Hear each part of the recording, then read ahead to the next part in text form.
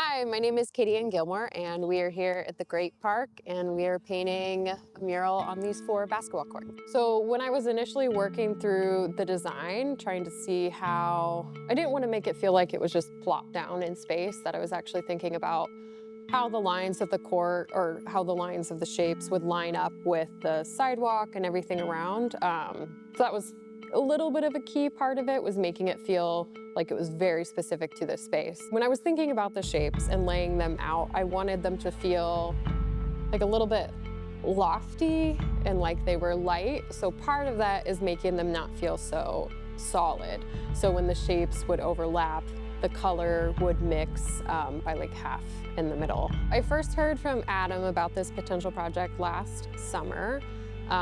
So at that point it was kind of like, oh, well, that would be fun if that works out.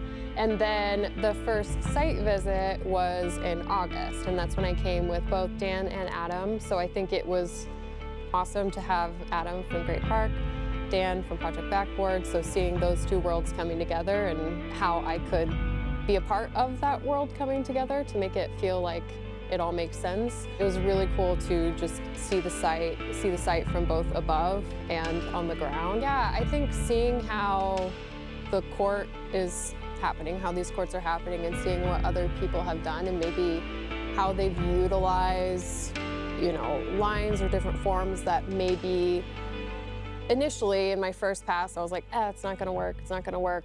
But I think with a little bit more experience, I do have some seeds planted for maybe not how I would approach it differently. And I think changing, I'm very happy with this time, but how I might think a little bit differently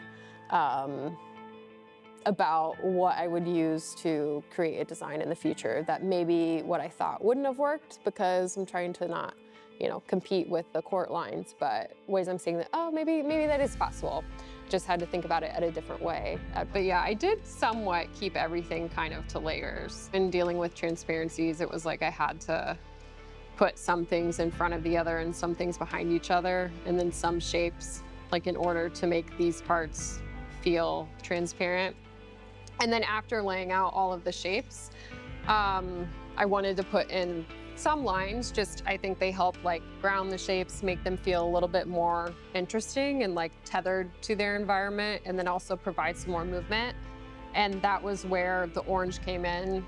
One, because it felt like, oh, okay, this will really stand out against this blue background, but then also as a little bit of a nod to the balloon that you can go up in.